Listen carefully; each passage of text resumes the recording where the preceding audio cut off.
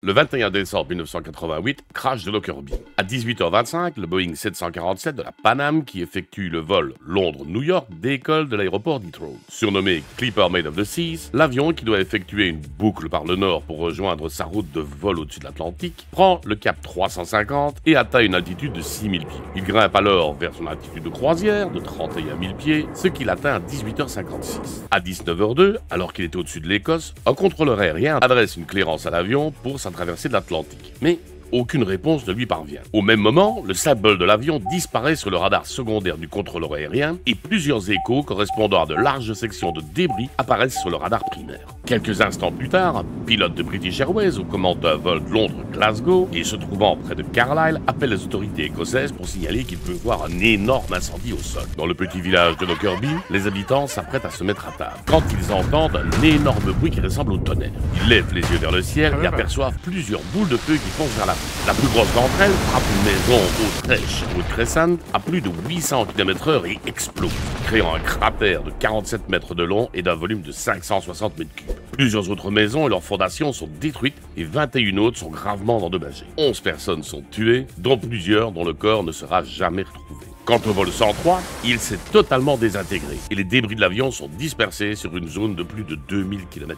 Sur les 259 passagers et membres d'équipage, on ne compte aucun survivant. Alors que s'est-il passé? Il faudra 1 an et 8 mois aux enquêteurs pour réunir toutes les pièces de l'avion et pour analyser les causes de la catastrophe. Leur conclusion est qu'à 19h02 et 50 secondes, une bombe a explosé dans la soute à bagages sur la gauche du 747, juste en dessous de la cabine passager. Cette explosion crée un trou de 50 cm de diamètre dans le fuselage. L'effet de l'explosion est amplifié par la grande différence de pression entre l'extérieur et l'intérieur de l'avion. Toute la section avant se sépare à la hauteur de la deuxième porte passager. La partie intérieure du nez heurte le moteur numéro 3, ce qui entraîne son détachement de sa nacelle. Le reste de l'avion se disloque dans les 3 secondes qui suivent l'explosion. Des parties de la section avant heurtent des surfaces de l'empennage, détruisant partiellement. La rupture du fuselage arrière se produit pendant la descente, laissant une partie du plancher de la cabine de la soute à bagages avec 3 trains d'atterrissage s'écraser dans le quartier de Rosebank. Enfin, la structure principale de l'aile, qui contient un grand réservoir de carburant, heurte le sol dans le quartier de Sherwood,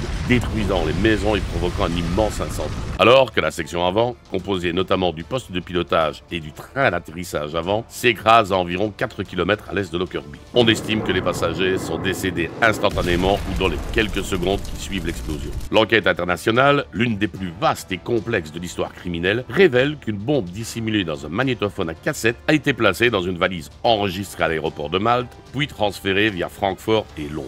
Plusieurs pistes seront suivies. Au départ, les soupçons se posent sur le Front populaire de libération de la Palestine, mais aussi sur l'Iran, qui aurait agi en représailles suite au vol Iranair 655, abattu par erreur par les forces américaines au Golfe Persique quelques mois auparavant, en juillet 1988. Mais finalement, des actes d'accusation pour meurtre sont émis le 4 novembre 1991 contre Abdelbasset Al-Maghraï, officier du renseignement libyen et chef de la sécurité de Libyan Arab Airlines, et contre Lamine Khalifa Fhimma, ancien directeur de la station de la compagnie à l'aéroport de Malte. Le 21 janvier 1992, le Conseil de sécurité des Nations Unies exige que la Libye extrade les 2 suspects vers les États-Unis ou le Royaume-Uni. À la suite du refus libyen d'extrader ses ressortissants, le Conseil de sécurité adopte la résolution 748 le 31 mars 1992, prévoyant la suspension du trafic aérien vers et à partir de la Libye, ainsi que l'interdiction de toute vente d'armes. Des sanctions supplémentaires sont ajoutées dans la résolution 883, adoptée le 11 novembre 1993, notamment le gel des avoirs à l'étranger des entreprises libyennes et du gouvernement libyen. Les sanctions de l'ONU contre la Libye et les longues négociations avec le dirigeant libyen Mouammar Kadhafi permettent finalement la remise des accusés à la justice le 5 avril 1999. Le 31 janvier 2001, près de 9 mois après le début du procès, Abdelbasset Al-Maghraï est reconnu coupable de 270 chefs d'accusation de meurtre et condamné à la réclusion à perpétuité en Écosse. Les juges sont unanimes pour déclarer le second accusé, Lamine Khalifa Fhimma, non coupable de l'accusation de meurtre, faute de preuves. En 2009, Megrahi est libéré pour des raisons médicales après avoir été diagnostiqué d'un cancer en phase terminale. Sa libération suscite des controverses car il meurt en 2012, bien après les 3 mois qui lui avaient initialement été donnés à vivre et qui avaient contribué à sa libération. Quant à la Libye de Mouammar Kadhafi, elle finit par reconnaître sa responsabilité dans l'attentat en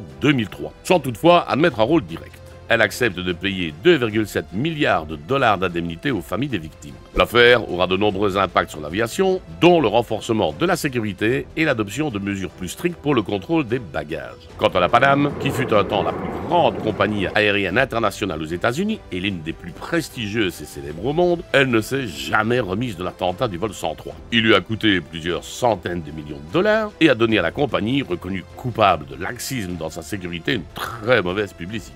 Le 8 janvier 1991, à peine plus de 2 ans après l'attentat, elle déclare faillite et cesse définitivement ses activités après 64 années de service, entraînant pour les quelques 7500 employés de la compagnie la perte de leur travail. L'attentat de Lockerbie reste une affaire marquante, mêlant tragédie humaine, enjeux géopolitiques et doutes persistants sur l'exhaustivité de la justice rendue. Certains estimant en effet que Megrahi n'aurait été qu'un bouc émissaire et qu'il existe aussi des théories alternatives impliquant d'autres nations ou groupes.